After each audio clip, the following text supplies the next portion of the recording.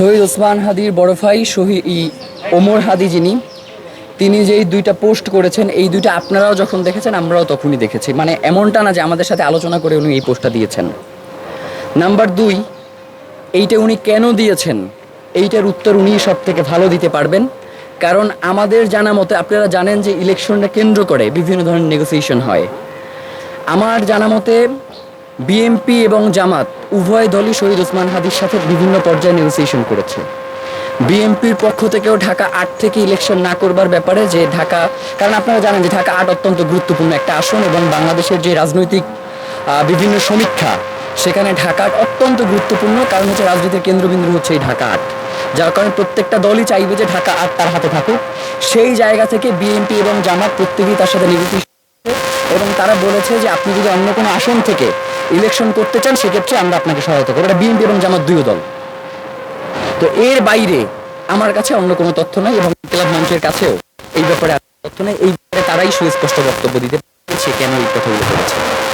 আমি এইটা সম্পর্কেই জানি, কিন্তু এর বাইরে আমার কাছে কোনো তথ্য নাই। আর উনি দুইটা ওখানে উল্লেখ করেছেন, একটা হচ্ছে কয়েকজন উপদেষ্টার কথা বলেছেন এবং বিএনপির কয়েকজন মন্ত্রীর কথা বলেছেন, আর সেকেন্ড পোস্টে উনি জামাতের আমিরের পিএসের কথা বলেছেন। তো যার কারণে উনি কেন এই কথাগুলো বলেছেন এইটা একান্তই ওনার বিষয়। আমাদের ইনকিলাব মঞ্চের জায়গা থেকে আমাদের যেই জায়গাগুলো নিয়ে প্রশ্ন ছিল, এইগুলো আমরা বাংলাদেশের যে তদন্ত সংস্থাগুলো রয়েছে, প্রথমে আমরা হচ্ছে ডিবিকে জানিয়েছি। ডিবি যখন এটা তদন্ত করেছে, এর পরবর্তী সময় এখন সিইডি তদন্ত করছে। আমরা সিইডির কাছে তদন্তের স্বার্থে যে সকল তথ্যগুলো সরবরাহ করা দরকার আমরা সবগুলো তথ্য সরবরাহ করেছি। এখন তারা তদন্ত করে দেখবে যে এই বিষয়গুলোর সত্যতা কতটুকু বা মিথ্যে কতটুকু। কিন্তু আমাদের কাছে এখন পর্যন্ত এগুলোর কোনো সুস্পষ্ট বার্তা অন্তত আমাদের কাছে আসে নাই। তার কাছে আসলে সেটা ক্লিয়ার করবেন। এইখানে কোনো নীরব ছিল না, আমরা কেউ নীরব ছিলাম না, এটা খুবই সুস্পষ্ট। কারণ হচ্ছে মানে ইনকিলাব মঞ্চের জায়গা থেকে, যেমন গতকালকেও আমরা একটা প্রোগ্রাম করেছি এবং সেই প্রোগ্রামেও বলেছি যে শহীদ ওসমান হাদির হত্যার বিচার হওয়াটা অত্যন্ত দরকার। তো এখন যেই ব্যাপারটা আপনাদের সামনে পরিষ্কার করা দরকার সেটা হচ্ছে গত 4 মাসে কেন আমরা আর কি এই কাজগুলো নিয়ে করলাম না। দেখেন, সরকার আমাদেরকে বলছে যে তিনি এই ব্যাপারে যথেষ্ট আন্তরিক, এবং আপনারা দেখেছেন না যে যখন পররাষ্ট্র পর্যায়ের বৈঠক হইল এবং খুনিদেরকে ফিরিয়ে আনার ব্যাপারে পররাষ্ট্র মন্ত্রণালয় থেকে বলল যে ভারত সম্মত হয়েছে, তখন ক্রমাগত শহীদ ওসমান হাদির খুনি আমাদেরকেই বানানো হয়েছিল। এরকম একটা ব্যাপার ঘটছে না?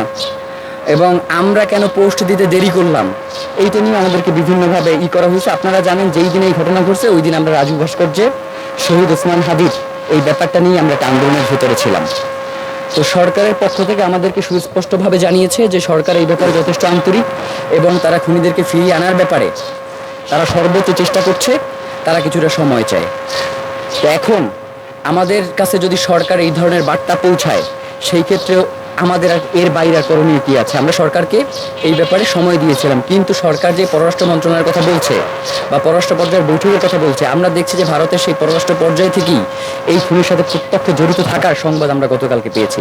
যার কারণে আজকে আমরা এখানে ধরেন একরকমের সরকারকেও মনে করছি যে রাষ্ট্রের কুশীলবরাও এর সাথে জড়িত থাকতে পারে, সেই জায়গা থেকে আমাদের এইখানে আসা, এর বাইরে অন্য কোনো কারণ নেই। মৃত্যুর পরে তার নিরাপত্তা নিয়ে রাষ্ট্রের মারাত্মক ব্যাপার স্যাপার। তার লাশটা কোন রাস্তা দিয়ে আসবে সেটা আমরা পর্যন্ত জানি না।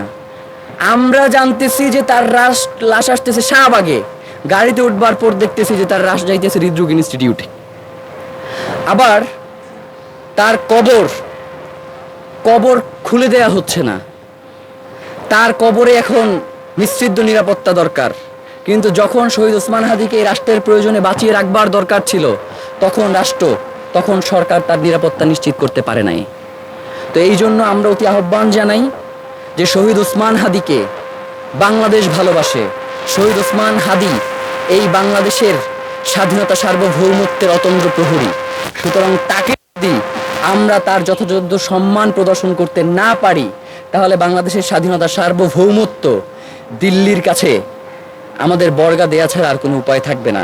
এই জন্য বাংলাদেশের দেশপ্রেমিক, বাংলাদেশের স্বাধীনতাকে আমি জনগণকে আহ্বান জানাই, তারা যাতে শহীদ ওসমান হাদির খুনের ব্যাপারে তাদের জায়গা থেকে সর্বোচ্চ প্রতিরোধ করে এবং আগামী শুক্রবার দেশব্যাপী তারা যাতে এই বিক্ষোভ নিয়ে রাস্তায় নেমে আসে। এজন্য আমরা বাংলাদেশের প্রত্যেকটি জনগণকে আহ্বান জানিয়ে আজকের মতো আমাদের এই প্রোগ্রাম শেষ করছি।